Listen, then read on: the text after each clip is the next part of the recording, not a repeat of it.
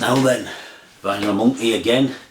Believe it or not, this is my 98th video that I've put out over the last, I don't know, must be a couple of 2 or 3 years, 2 years. Yeah, I know what you're thinking. You think they'd get better by now, but anyway, no, just the same old stuff. And this week I'm continuing my little mini series of my favourite Van Morrison songs from each decade of his long career. And this week it's the 70s, and somebody commented. I should have looked up who it was. I mean, thanks everyone who sticks the comments on. I really enjoy reading the comments and acknowledging them. And somebody put a comment on my top Van Morrison songs of the 60s that yeah, they'd laid out their Van Morrison records for each decade, and wow, you know, when you see a decade's work there laid out on the floor in front of you, you know, appreciating just the scale and the depth and the work that the brilliant work that Morrison's produced over the time. And the 70s were just, well, particularly strong, shall we say. The LPs we're going to cover just briefly. You will remember, if you watched the 60s one, that I actually included Moondance, which was released in early January 1970, but it was obviously written and recorded in the 60s, in 69. So I included that in my 60s one, so I haven't got it here.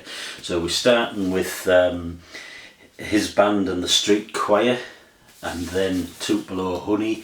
2 albums where he was, you know, if Van Morrison was ever a hippie, these were them. You can see Van sat there on with his wife Janet Planet, and they were living out in the countryside near Woodstock and everything. So starting with those 2, moving on to St Dominic's Preview, a different sort of image of Van there as he's I think thinking back more to his Belfast roots as on that album. Then Hard Knows the Highway. Then the brilliant Veedon Fleece, written on a brief visit to Ireland he made. He was over in Ireland just for 5 or 6 weeks, I think, and he wrote this album while he was touring around Ireland. Then there was a gap to this one, a period of transition.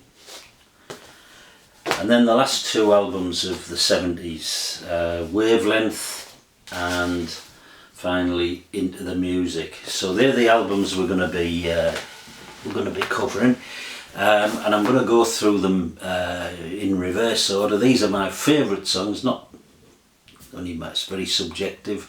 Why you like a song is for all sorts of reasons: memory, context.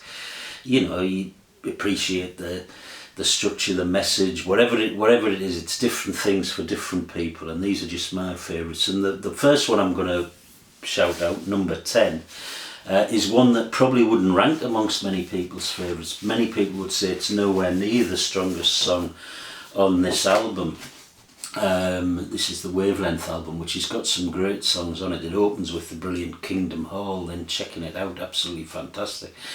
But the song I'm going to pick is the 3rd track on here, which follows those 2, and it's Natalia. And it's really just a simple, very, very simply structured and simply written love song. It's got the beautiful repeated line, walk with me, talk with me, walk with me, talk with me. And it just, why does it mean so much? I mean, it's a nice song, but why does it mean so much to me? It is all about the context. It goes back to 1982, 1981, 82. I was madly in love, and I used to meet my partner in a pub called the Haymarket, now demolished, in Newcastle, and it had a jukebox, one of the old-fashioned jukeboxes, and it had this song on it. And I would usually be there first. I would be there early, and I would feed the jukebox, and I always put this song on, and it just reminds me of those very, very happy times. So that's my number 10. That's Natalia from Wavelength. Number 9 comes from the Period of Transition album, which was pretty much panned. I remember reading the NME Sounds Melody Maker at the time. The critics didn't like it, they panned it.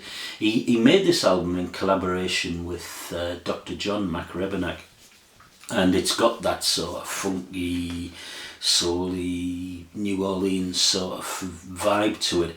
And I think this is a really, really nice album. I love listening to this album front to back. It's understated. It's not maybe got his strongest sort of songs on, all real standout songs, but I just really like the album. And the track I've picked from it for my number 9 is The Eternal Kansas City, the third track, the last track on side 1. It's a very short album, this, by the way. It's only about half an hour long, but the song really consists of just 10 words. Excuse me, do you know the way to Kansas City?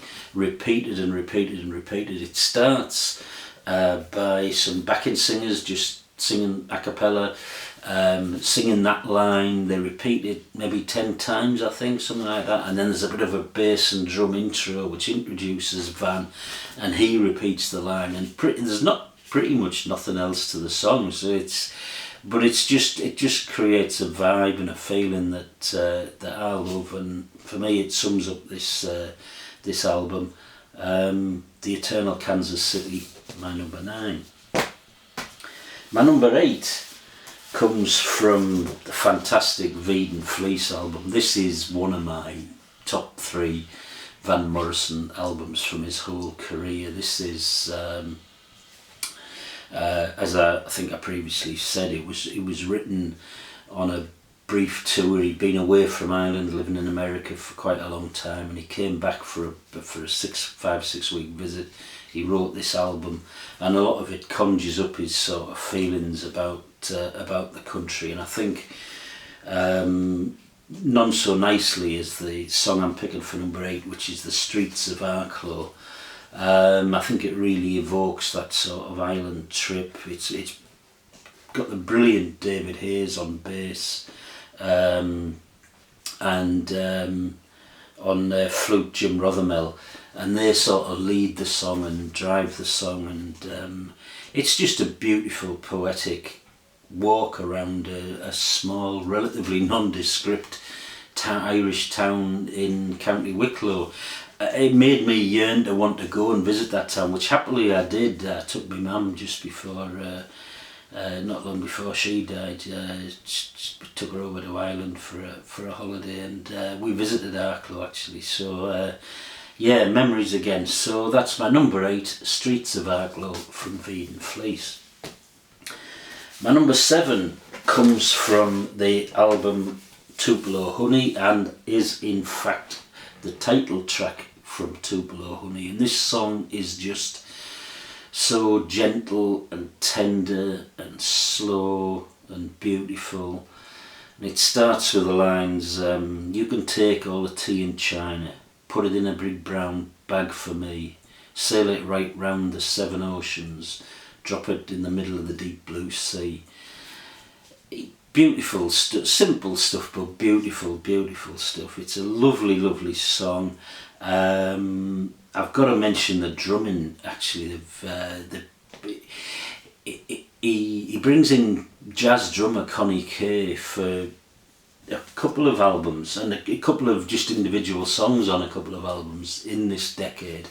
Connie Kay appeared on the Astral Weeks album, a brilliant jazz drummer, and he really makes a difference. And you know, for a song that's so slow and gentle like this, he really sort of drives it along with his very subtle but sophisticated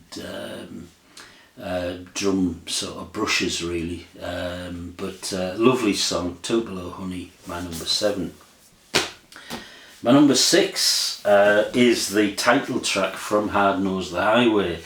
Yeah, it's a bit of a sort of a weird cover, this one, but and again, often not ranked as one of his best albums, but I just really enjoy this album. And this, and it's just this song for me. It's just a brilliant band and vocal performance, and the band. I think this song highlights the band at their very, very best, and the band is one of the best that Van Morrison ever put together. The Caledonian Soul Orchestra they went under the name of, and it's a real full-blooded vocal performance from Van, and particularly when he gets to the end of the song and he's singing the lyrics further on up the road, further on up, further on up, further on up, further on up, and he's, you know, that repetition, that sort of zone he gets into when he's singing. It's yeah, fantastic. So that's my number 6, Hard Knows the Highway, title track from that album. My number 5 comes from St. Dominic's Preview, and again is the title track, which is the first song on side 2. And this song was actually recorded on Bloody Sunday. Obviously, recorded in. I think it was recorded in America, and obviously at that time unaware of what was going on across the Atlantic in Derry, as British troops were slaughtering unarmed, innocent British citizens, and but so it was recorded then, and in a way it's sort of very. I think it sort of links Van Morrison to his Belfast roots and his sort of yearning for Ireland and home. It's very, very elusive, the lyrics. It's described as streams of consciousness. I think Van Morrison himself described this as a stream of consciousness. But it's a stream of consciousness beautifully, poetically done and set to a lovely tune.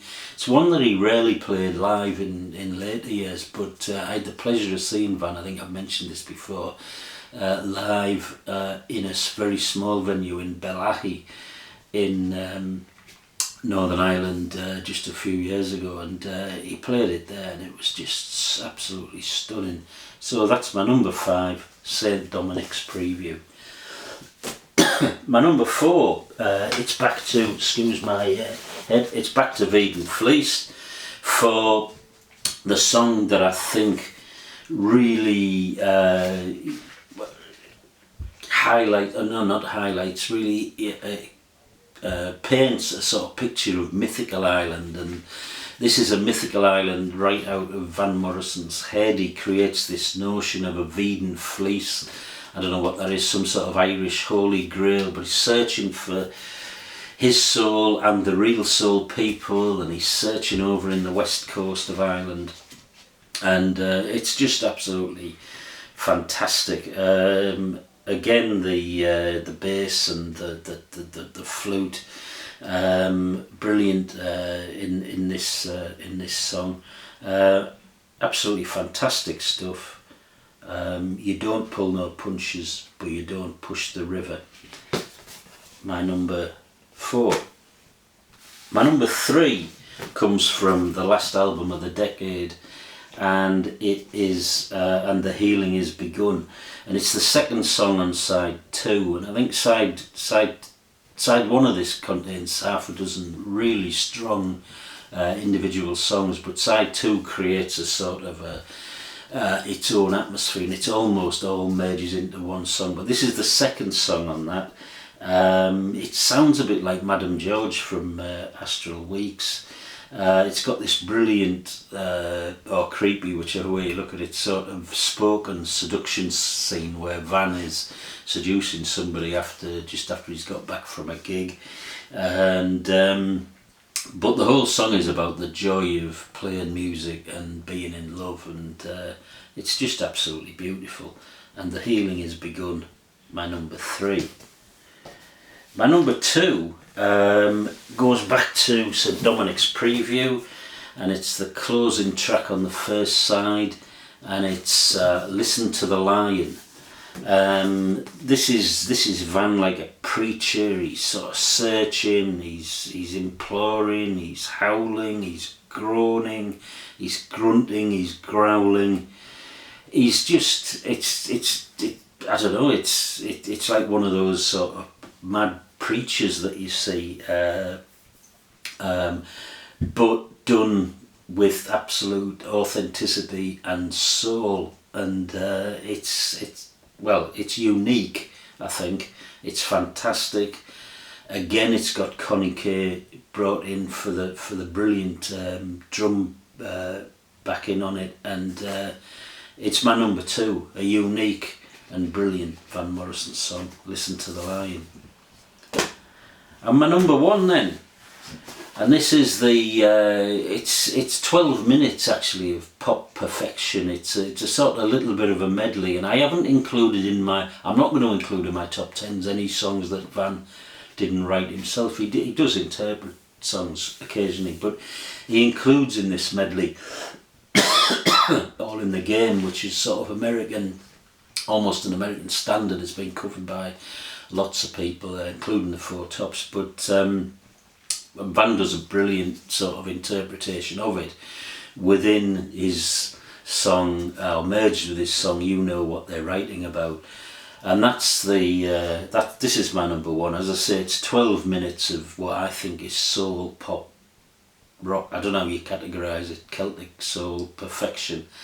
And there are 2 sort of standout moments. I think one is where he sings the word "and" in 2 occasions in the first half of the song, where the line is "and he will kiss your lips," but he stretches the "and" across many bars, and just absolutely beautiful. And then secondly, towards the end of the song, where he's into the "You Know What They're Writing About," and he just sings, when there's no more words to say about love, I go and I can't do it, but just this sort of, it's almost speaking in tongues sort of coming out of him. It's unreal, sort of guttural noises coming up from his guts. Absolutely brilliant stuff, moving stuff, gorgeous stuff. All in the Game and You Know What They're Writing About. My number 1, taken from Into the Music from 1979. Okie doke, that's it. That's my top 10. Comments very welcome, your suggestions very welcome, yeah, hopefully have something for you next week, whether it's further in this series or something different, not sure yet. Thanks for watching, cheers, ta-ra.